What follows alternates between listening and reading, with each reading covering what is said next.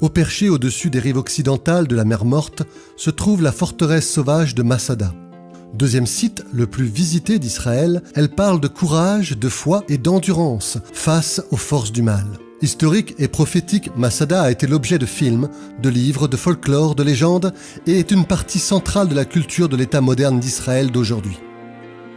Construite à l'origine par les rois hasmonéens, Masada a ensuite été fortifiée et embellie par Hérode le Grand, qui a érigé 2 impressionnants palais pour lui-même. Sous ses plans et avec un grand investissement, Masada, qui veut dire forteresse en hébreu, est devenue une place forte, éloignée, invincible et autarcique, où Hérode prévoyait de se réfugier si sa vie était en danger. Longtemps après la mort d'Hérode, la grande révolte juive contre les Romains a commencé à Césarée. Elle s'est répandue en Galilée et a fini par atteindre Jérusalem. Les murs ont alors été franchis par la 10e Légion romaine en 70 après Jésus-Christ. La ville a été détruite et le temple juif a été détruit par le feu avec des centaines de milliers de morts.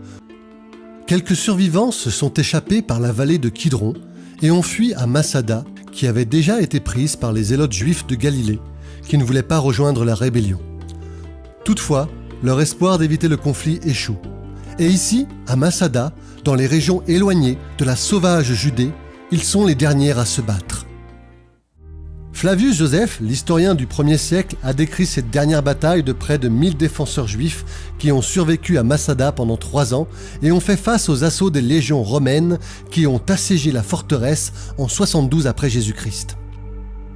Pourquoi le grand empire romain a-t-il investi autant de temps, d'efforts et d'argent pour vaincre quelques juifs dans une forteresse dans le désert dont personne n'avait entendu parler? La raison peut-elle être spirituelle?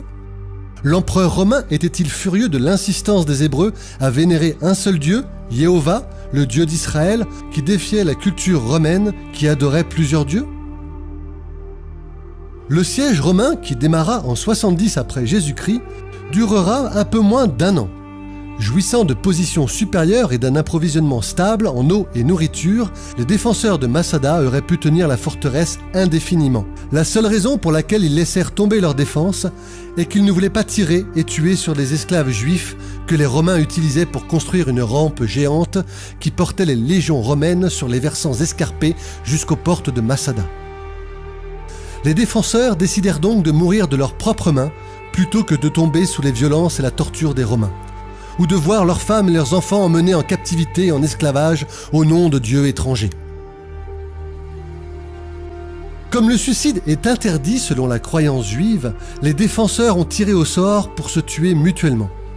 Le dernier homme restant debout étant le seul à prendre sa propre vie. Le dernier discours d'Éléazar ben Yaïr, le chef zélote, résonne encore aujourd'hui dans le cœur des Israéliens. Ces dernières années, de nombreuses unités de combat de l'armée israélienne ont fait l'ascension à Masada avec leur équipement face au coucher du soleil dans les distantes montagnes d'Édom, offrant leur vie pour la défense de l'État d'Israël. Mais il ne faut pas retenir ce site comme un site sur le suicide. Ce que les combattants juifs de la liberté ont fait était plutôt Kadouch Hachem, la sanctification du nom du Seigneur Dieu d'Israël à travers la mort, plutôt que de se soumettre à l'esclavage et à la violence comme trophée pour la gloire des dieux païens.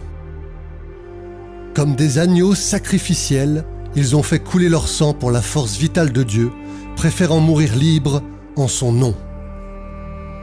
L'histoire de Masada n'est pas qu'une histoire de juifs, c'est l'histoire de tous ceux qui aiment un vrai Dieu et aiment la liberté.